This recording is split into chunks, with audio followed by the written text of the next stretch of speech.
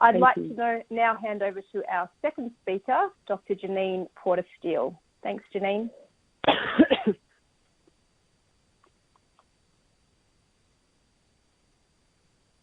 Hi, Vanessa. Hi, everybody.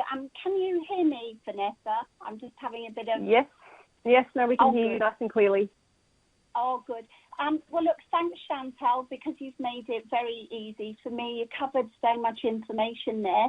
And some of the things that you've said, I'm probably going to reiterate. And I guess, you know, Chantal's a really big expert in this. So some of the solutions that I'm going to talk about, it'd be good to bring Chantal in again at the end of my talk to see if there are other things that she can suggest. I'm also really well aware that you, each of you who are listening will have come up with some strategies yourself. So hopefully we'll get time to explore those. Also, like Chantal, I've got way more slides than I should have. So Vanessa, you might just have to shut me up at some point. But anyway, we'll get started.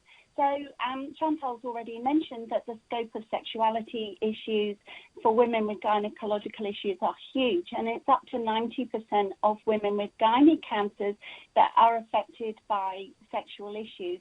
And I guess, you know, really, it's not just women with gynae cancer, it's any woman with cancer and any man with cancer are likely to have sexual issues, which kind of makes it very concerning that as health professionals we probably don't address this enough. So, you know, I think what happens is that at the time of diagnosis, we know that management of treatment is the main goal for people, and so intimacy and sex doesn't become a priority.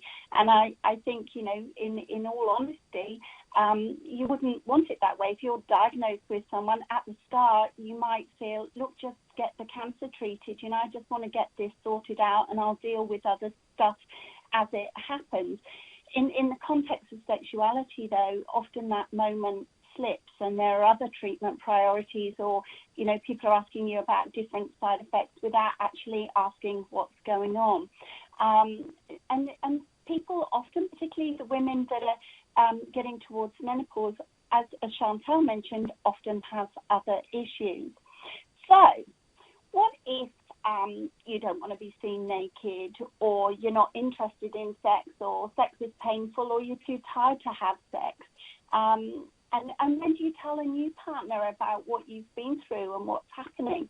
So let's think about some solutions.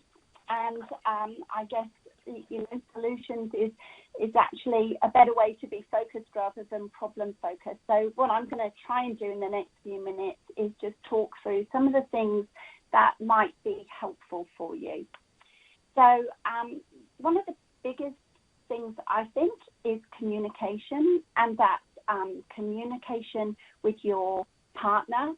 And the shortest version I could come up with was talk, listen, because that's a two-way street, isn't it, communication? So listening to your partner and how your partner's feeling, and touching and sharing. And Chantal mentioned before, you know, sex isn't always about penis and vagina. Sometimes it's actually about touch and intimacy and connection.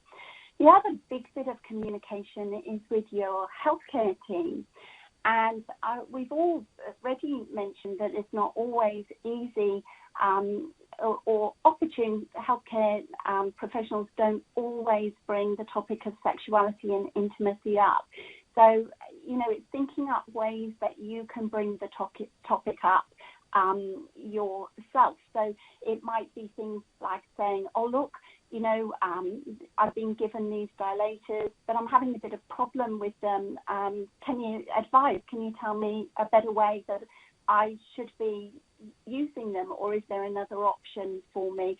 Or, look, somebody told me with the treatment I'm having, I could get vaginal dryness. Can you advise about that?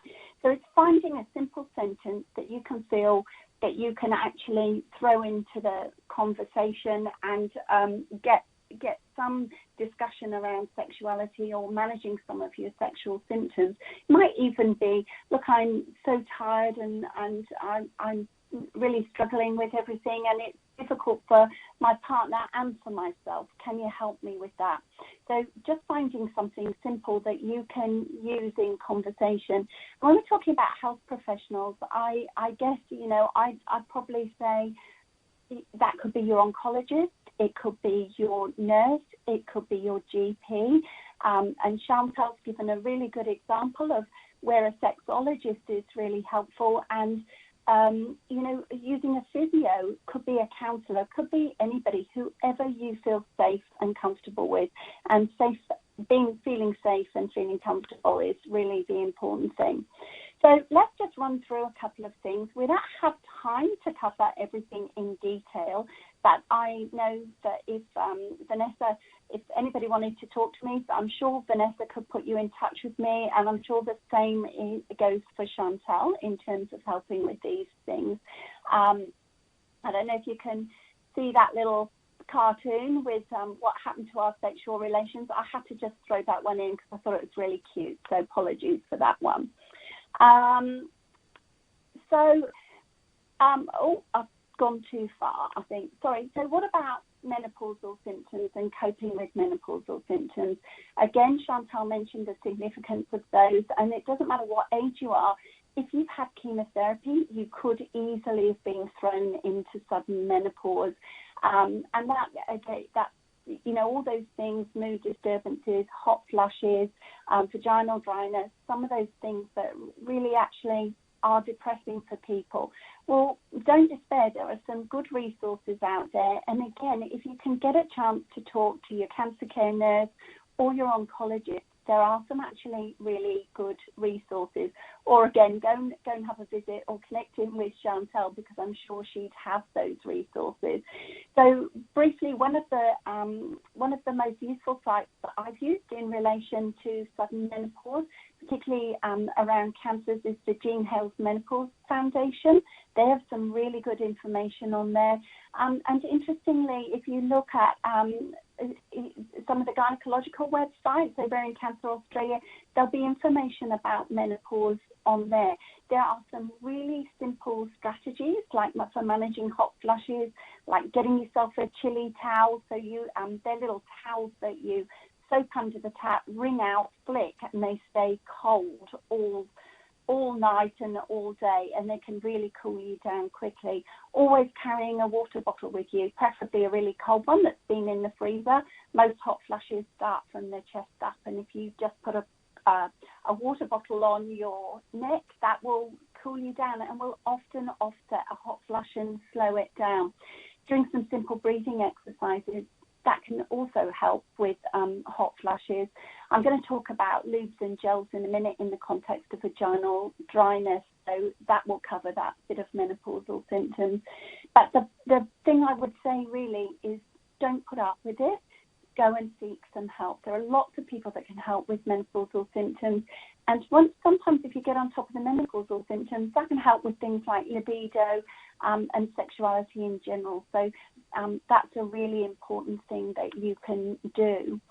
The other thing I think is really important is coping with fear and depression. And that sounds a bit of an odd thing to throw into the sexuality arena, but we know if people are depressed or they're fearful, that's a big thing around libido and desire, and people feel like, what's the point? This little comment from a patient was that all she could think about was that the doctor used the word invasive and aggressive, and that felt terrible to her. That was all she heard in the context of her cancer. Well, the reality is all invasive means is something that's popped out of the cell layer, and what aggressive means is something that's grown quickly. Neither of those things mean that the cancer can't be treated and in some instances cured, but if those are the words you've heard, sometimes it's hard to get past them. So what I'd say to you is, if you're worried about what you've heard, or you're anxious about some of those words that we often use as health professionals, and I really wish we wouldn't, make sure, again, that you speak to your healthcare professional. Get them to go through your pathology again with you. Spend some time with you explaining what your pathology means in the context of you. Sometimes that's a really helpful thing to do when you can understand a little bit better what's going on. I also think be mindful that when you get on to forums and websites, to check carefully that it's one that's facilitated well, and that, you know, there are people in the background that if you hear something or somebody says something, that they can help you, because that's where we see a lot of the anxiety occurring for people.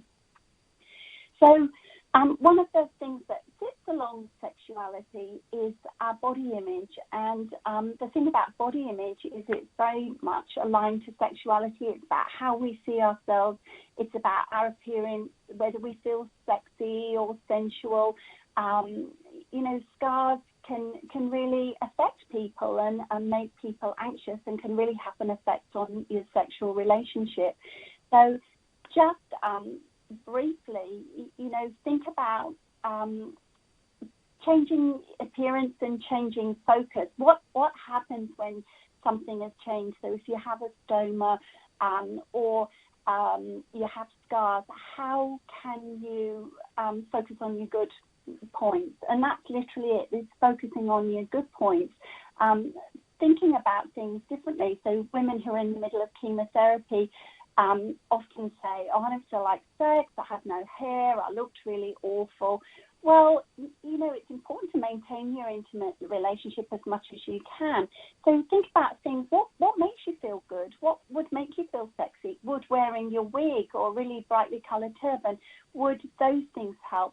Sometimes wearing a little cami, particularly if you've got a stoma, will help cover the stoma for you if you feel uncomfortable with that. There are also stoma pouches. There are all sorts of things you can do. Some women say, oh, I felt really uncomfortable. So wearing, you can get a crotchless knickers, which sounds very sort of out there, but for some women, they feel more comfortable being a little bit dressed up and feeling a bit more like they're sexy. So, you know, dress up, dress down. Focus on what makes you feel good and makes you feel sexy. Fatigue, that's obviously a really big one, and cancer-related fatigue is different from any other kind of fatigue. Most of you all experience that and know it, and it's a horrible thing. So what can we do about fatigue? Well, to be honest, it's managing it. Often people with cancer, before it's diagnosed, will be experiencing fatigue, and that's partly because of the chemical reaction of the cancer on the body. So oftentimes treating the cancer will actually reduce fatigue. Managing other physical issues like lymphedema, which Chantal mentioned as well, making sure you're not anemic, managing the side effects of treatment, all of those things can help, as can increasing exercise. We absolutely know, the research shows us that those women who exercise often have better outcomes, feel better, release endorphins, all those sorts of things, and actually sleep better. Look at good nutrition, look at comp therapies, have a talk again to your health professional to help you manage fatigue. In terms of sex and fatigue, sometimes what actually works is picking a time when you're not quite so tired. So for some people that might be, they feel better first thing in the morning. That might be when you feel at your best. So maybe that's the time to sort of engage in some form of intimacy. Loss of libido. Well, some of the things I've just said apply. So I'll just quickly talk a bit about libido. So we know cancer exaggerates those issues, as does menopause, and that's a really difficult thing to manage. Interestingly, when if you're stressed, it's likely your partner might be stressed, and that can impact on their libido too. So that's why it's really important to talk to your partner as well and have that communication. Again, in terms of loss of libido, sometimes it isn't about having penetrative sex. Sometimes it is that touch, feel and share, and it's that intimacy. And intimacy is a connection. And oftentimes I hear people say, it's not so much the loss of sex, it's the loss of intimacy. And you can have an intimate relationship. It isn't always about sex. And sex actually isn't always about intimacy. So things that you could maybe try and do. Try outer course as an option. So look at hand holding and hugging and touch and thinking about massaging and other ways of showing affection. Sometimes having a quick lovemaking session is helpful, but not too quick, because if you've got vaginal dryness, that doesn't allow for arousal and lubrication. So really it's about having a gentle lovemaking session. Rediscover sensate focuses. I always think that's a bit of a difficult one, because people know the bits of them that feel sexy and sensual, and if that's been taken away because of radiation or surgery, sometimes that's difficult. But try and rediscover other things that make you feel good. And look at using other resources, such as sex toys and DVDs that actually can allow you to feel a bit more sexy and feel a bit more interested. The other big thing we found that works quite well is scheduling a date night for lovemaking. So actually pick a night, any night, and stick to it. And it sounds a bit cold and clinical, but what women often do is go, oh, you know, I don't feel like it, I'm too tired, maybe I'll do that tomorrow. And then, you think, well, maybe I'll just read the final chapter of my book or watch the last episode of Downton Abbey or something different. So you kind of put the moment off.